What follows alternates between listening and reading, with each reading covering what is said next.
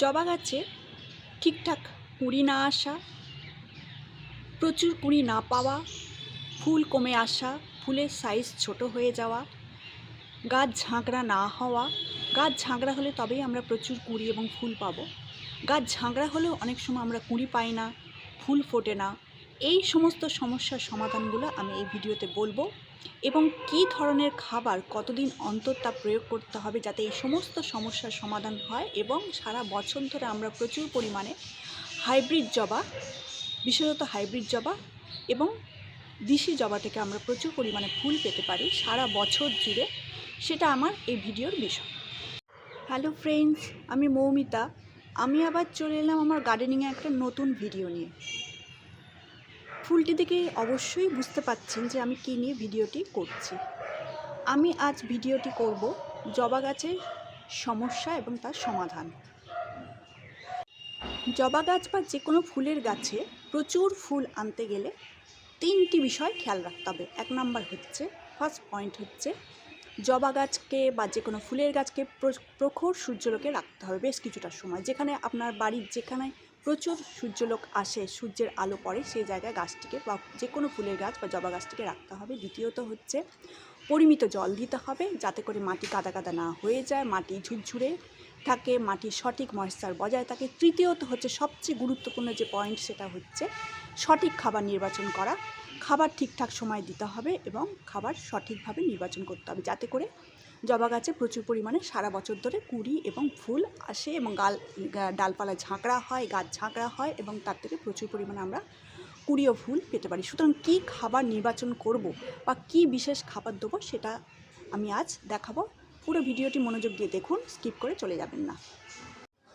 এবার আসি খাবার প্রসঙ্গে, মেইন প্রসঙ্গে এবার ফিরে এলাম। এখানে দেখতে পাচ্ছেন কলার খোসা, এই পাত্রে দেখতে পাচ্ছেন আলুর খোসা আছে, শশার খোসা আছে, পেঁয়াজ রসুনের খোসা আছে। এই সমস্ত খোসাগুলোকে আমি কি করব, শুকিয়ে, রোদে শুকিয়ে, গরমকালে এটা করে রাখবো, অবশ্যই গরমকালে করে রাখবো। এই সমস্ত খোসাগুলোকে আমি শুকিয়ে, ভালো করে শুকিয়ে নেবো। শুকিয়ে নিয়ে মিক্সিতে পেস্ট করে সারা বছরের জন্য স্টোর করে রাখবো। এই খোসাগুলো হচ্ছে পটাশিয়াম, ফসফরাস, নাইট্রোজেনের উৎস, বিশেষত পটাশিয়ামের উৎস। আলুর খোসা, কলার খোসা, পেঁয়াজের খোসা, রসুনের খোসা, শশার খোসা, এগুলো হচ্ছে পটাশিয়ামের উৎস। গাছে ফুল আনতে যেটা হচ্ছে একান্ত প্রয়োজনীয় পটাশিয়ামের ভান্ডার, এগুলো হচ্ছে পটাশিয়ামের ভান্ডার। সারা বছর ধরে এটা আপনারা স্টোর করে, মজুত করে, তৈরি করে, স্টোর করে, মজুত করে এটা আপনারা ইউজ করতে পারেন।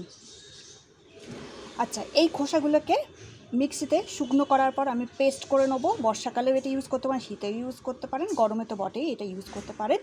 এটা এইভাবে সবজির খোসা, ফলের খোসাকে আপনারা সারা বছর শুকিয়ে শুকনো করে এইভাবে স্টোর করে ইউজ করতে পারেন গাছে। কাঁচা সবজির খোসা যে দিতে হবে তার প্রয়োজন নেই, বা জলে ভিজিয়ে দেওয়া সবসময় দেওয়া যায় না।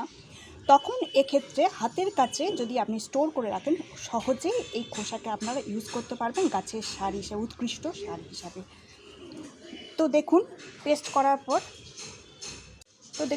করার পর এই রকম দেখতে হবে। মিক্সিতে পেস্ট করে নেওয়ার পর, জল ছাড়া আমি মিক্সিতে শুকনো করে ডাস্ট করে পেস্ট করে নেবো, ডাস্টের মতো হয়ে যাবে। এবার এইটাকে আমি গাছের গোড়ায় দিয়ে দেবো। আমি প্রথমে যে গাছের গোড়া দেবো সেই গাছের মাটিকে আমি ভালো করে কুপিয়ে নিতে হবে, একটু কুপিয়ে নিতে হবে মাটিকে, গাছের গোড়ার মাটিকে কুপিয়ে নিয়ে আমি এই খোসা আমি ব্যবহার করব। এরকম বড় চামচে 2 চামচ মতো আমি গাছের গোড়ায় মাটিতে দিয়ে দেবো।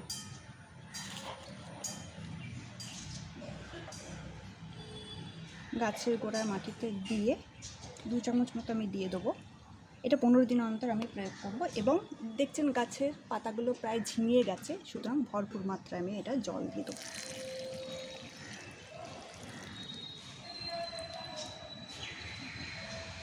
এইভাবে আমি পটাশিয়ামের উৎস হিসাবে এগুলোকে আমরা এই খোসাগুলোকে ব্যবহার করব গাছে ফুল আনার জন্য, প্রচুর পরিমাণে ফুল ফোটানোর জন্য। ধন্যবাদ।